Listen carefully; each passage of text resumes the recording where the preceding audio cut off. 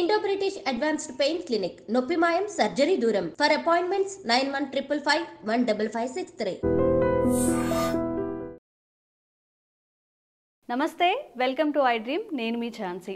అయితే జేఈఈ మెయిన్స్కి చాలా తక్కువ టైమే ఉంది. ఈ తక్కువ టైంలో చాలామంది ఆన్లైన్ ఎగ్జామ్స్ రాయాలా, ఆఫ్లైన్ ఎగ్జామ్స్ రాయాలా, అసలు ప్రిపరేషన్ ఎలా ఉండాలి, ఇలాంటి డౌట్స్ అన్నీ వస్తూ ఉంటాయి.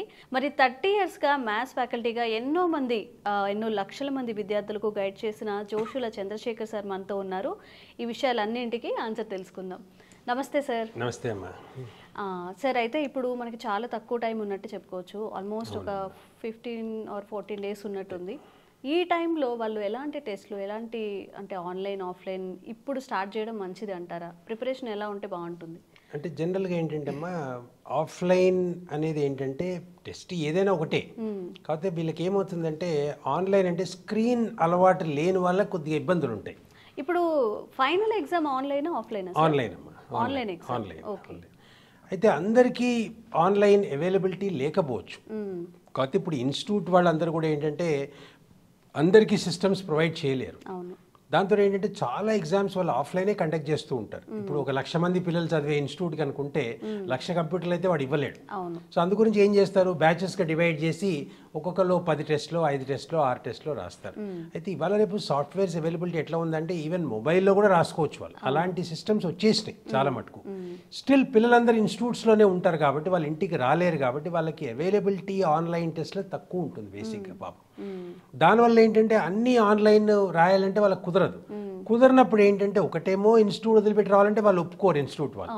అందు గురించి ఏంటి ఆఫ్లైన్ టెస్ట్ రాసినా దానివల్ల ఏం నష్టం లేదు.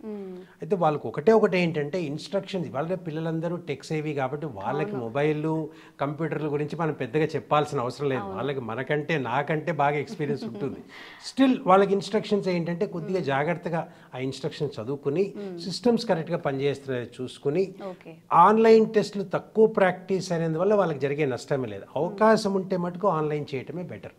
లేనప్పుడు ఇంకా ఆఫ్లైన్ కంటే ఇంకా వేరే ఇంకా ఆల్టర్నేటివ్ లేనప్పుడు ఇంకా వాళ్ళు చేయగలిగింది ఏం లేదు. సో వాళ్ళు అటువంటిప్పుడు ఆఫ్లైన్ ఎగ్జామ్ రాసినందుకు నష్టం లేదు. డైలీ ఒక టెస్ట్ రాస్తే సరిపోతుందమ్మా. కొంతమంది 2, 3, 4 కూడా రాస్తున్నారు. అంత అవసరం లేదు. ఒక టెస్ట్ మ్యాక్సిమం వీలైతే ఇంకోటి, అంతకంటే అవసరం లేదు. ఈ ఉన్న 15 రోజుల్లో 14 రోజుల్లో ఎన్ని వీలైతే అన్ని టెస్టులు రాయటము, రాసిన తర్వాత మిస్టేక్స్ అనేవి కరెక్ట్ చేసుకోవటము, ఆ మిస్టేక్స్ ఎందువల్ల జరిగిందో ఒకసారి అనాలిసిస్ చేసుకోవటం, ముందుకు వెళ్ళిపోవటం, అంతే.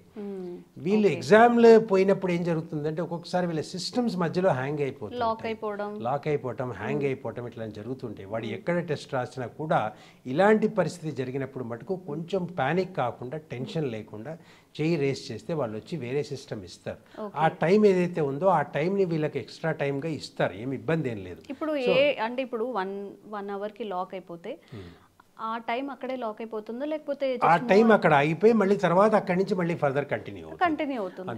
ఎప్పుడన్నా బై మిస్టేక్ జరిగినా కూడా ఆ ఇన్విజిలేటర్ పిలిచినప్పుడు వెంటనే ఎక్కడ లాక్ అయిందో వాళ్ళు చూసుకుంటారు.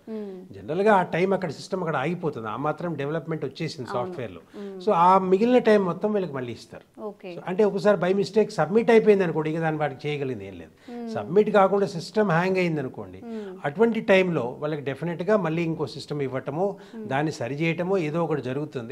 పానిక్ కాకుండా ఒక 5-10 నిమిషాలు కొంచెం కరెక్ట్ గా కూర్చుంటే మళ్ళీ ఇంకో సిస్టమ్ వాళ్ళకి ఇవ్వడం జరుగుతుంది. దీనికి ప్రిపేర్ అయి ఉండటమే మంచిది. అంతేగాని ఒక్కటేసారి పానిక్ అయిపోయి ఇది పాడైపోయింది, నాకు అయిపోయింది ఎగ్జామ్ అనే ఫీలింగ్ లేకుండా రిలాక్స్డ్ గా చేయెత్తితే వాళ్ళకి వచ్చి పిలిచి వాళ్ళు సెట్ చేస్తారు. మళ్ళీ ఇంకో 10 మినిట్స్ వేస్ట్ చేయకుండా, అది లేకుండా జరుగుతూ ఉంటాయి. అంటే దానివల్ల పెద్దగా ఇబ్బంది పడాల్సిన అవసరం ఏం లేదు. అవకాశం ఉంటే ఆన్లైన్ టెస్ట్లమ్మా, అవకాశం లేనప్పుడు ఆఫ్లైన్ రాసినందువల్ల ఎటువంటి నష్టం లేదు. ఒక టైం సెట్ చేసుకొని ఈ టైంలో మనం కంప్లీట్ చేయొచ్చు, ఎన్ని చేస్తున్నామని చూసుకుంటే. అయితే ఏంటంటే జనరల్ గా ఎగ్జామినేషన్ టైం ఏంటంటే అవకాశం కుదిరితే వాళ్ళ జేఈ మెయిన్ స్లాట్ మార్నింగ్ ఉంటుందో ఈవినింగ్ ఉంటుందో వీళ్ళకి తెలిస్తే ఆ స్లాట్ లో ఎక్కువ టెస్ట్ రాయటం మంచిది. జనరల్గా 2 to 5 ఎగ్జామ్ ఉంది. సో 2 to 5 స్లాట్లో రాస్తే వాళ్ళకి ఏంటంటే మైండ్ ఫోకస్ చేయడం ఆ టైంలో అలవాటు అయిపోతుంది. జనరల్గా 2 to 5 పడుకునే టైం కదా, నేను నిద్రపోయే టైంలో ఎగ్జామ్ రాస్తే వాడికి కొద్దిగా ఫోకస్ ఉండదు. అందు గురించి ఏంటంటే ఇన్స్టిట్యూట్ వాళ్ళు ఎవరైనా ఉన్నా వాళ్ళకు కూడా నేను ఇచ్చే అడ్వైజ్ ఏంటంటే 9 to 12 స్లాట్లో కొన్ని ఎగ్జామ్స్, 2 to 5 స్లాట్లో కొన్ని ఎగ్జామ్స్ పిల్లలకు ప్రాక్టీస్ చేయిస్తే వాళ్ళకి ఆ టైంలో కరెక్ట్గా ఫోకస్ చేయగలుగుతారు. ఇది మెయిన్ అడ్వైజ్ అమ్మా. సరే, అయితే ఓవరాల్గా చాలా డిస్కస్ చేసాము జేఈ మెయిన్స్ గురించి. లాస్ట్ మినిట్లో మీరు స్టూడెంట్స్కి ఇచ్చే టిప్స్ ఏంటి, అంటే పీస్ఫుల్గా ఒక ఎగ్జామ్ అటెంప్ట్ చేసి మంచి మార్క్స్ స్కోర్ చేయడానికి? ఫస్ట్ ఏంటంటే పాజిటివ్ యాటిట్యూడ్ అమ్మా. అంటే యాటిట్యూడ్ కనుక కరెక్ట్గా ఉంటే, అంటే ఏంటంటే అసలు సగం యుద్ధం అయిపోయినట్టే. అంటే anything which is well began is half done అంటారు. అంటే స్టార్టింగ్ కరెక్ట్గా ఉంటే సగం అయిపోయినట్టే పని.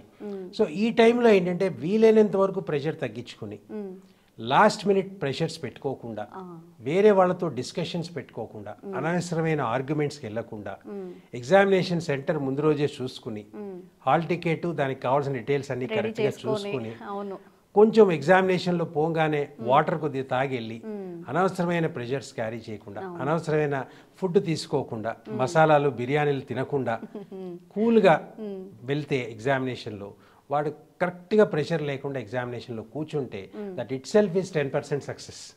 50% కావాలి 10% సక్సెస్. మిగతా టైంలో రిలాక్స్డ్గా ఉంటాడు కాబట్టి వాడు బెటర్గా చేయగలుగుతాడు. So coolness of mind, positive attitude, a little prayer before the exam, these things will always help the student to do better.